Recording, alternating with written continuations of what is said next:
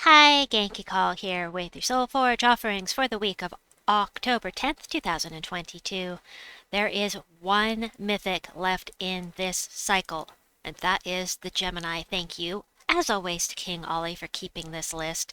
Next week, this list is going to be huge, but the Gemini for sure will be in the Soulforge next week, and we start a new mythic cycle. Alright, so let's go over what we do have in here for now. And they are, first, the Legendaries. We've got Venoxia, who is... I like Venoxia a lot, personally. She's right up there with Queen Beatrix as far as getting extra turns from creating mana if you don't have access to Queen Beatrix.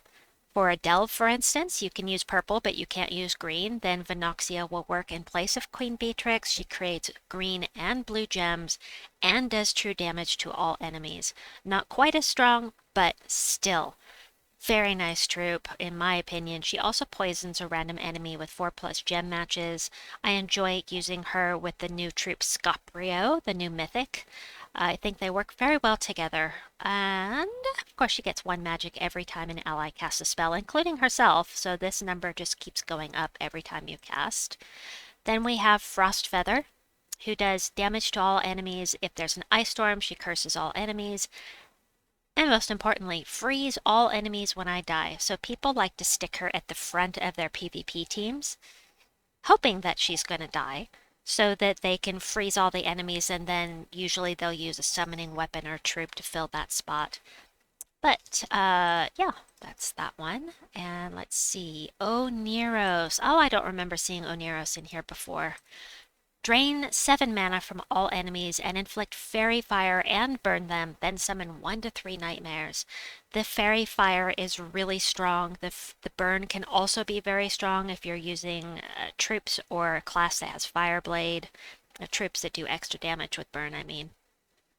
But you can do extra, you do extra damage with the fairy fire with your spells. Super nice. Also can create the wild card. So Oneros is a good support troop, and his spell is unaffected by his magic. So even if he gets webbed, you're still going to do all of this. Then we've got Uvashka. I was using Uvashka today and really enjoying it.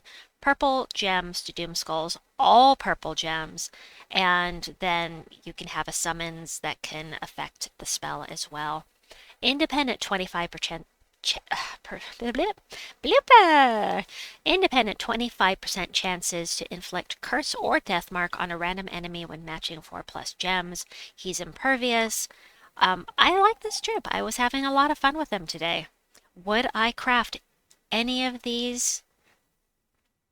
If I was going to recommend one, I would say Venoxia. However, you should weigh your options. 800 diamonds is a lot for a legendary that you will eventually get from your keys, one way or another.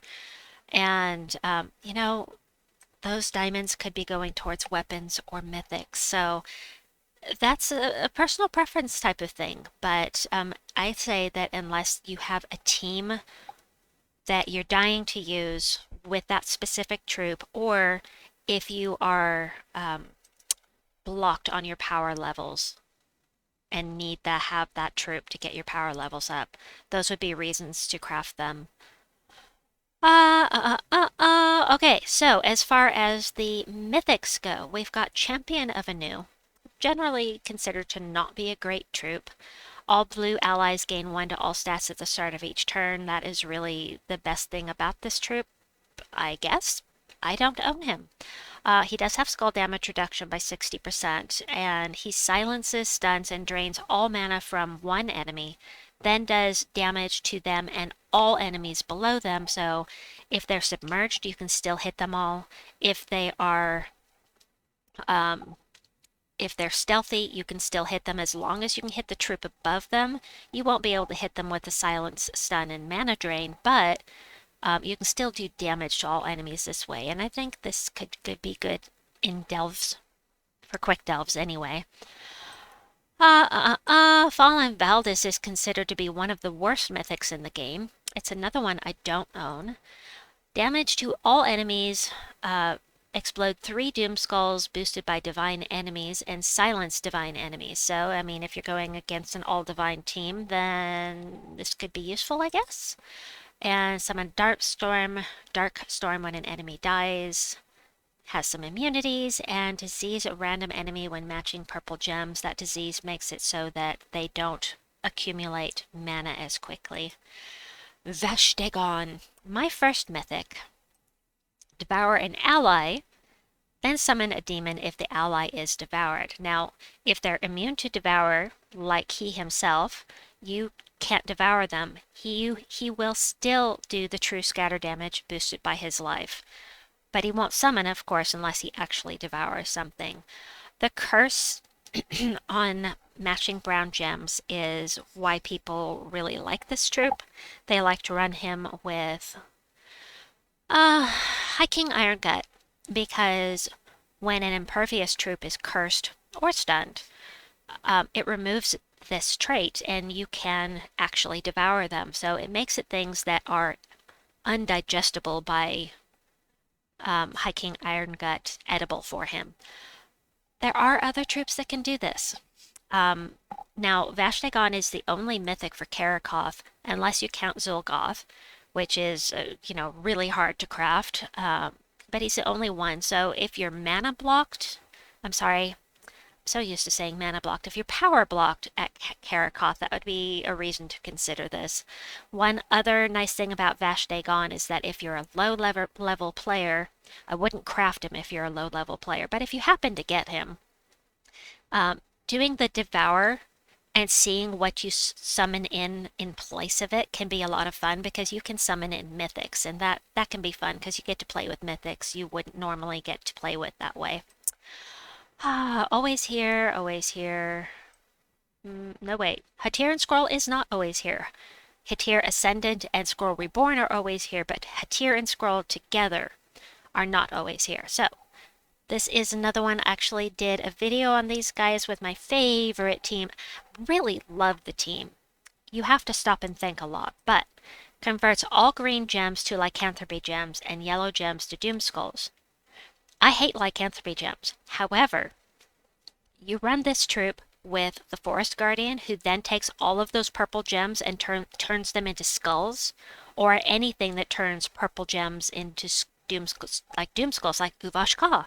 Run this with Uvash'Ka, and don't cast with this until you have Uvash'Ka ready. You turn all of those purple gems into skulls or doom skulls. Super fun to do. I'll link that video in at the end of this video. There will be a thumbnail in the last 15 seconds that will pop up. And, the rest of this is okay. But it's a really fun team for me, if you like to stop and think. Aha, that is it. And I have to cough. Hold on just a second.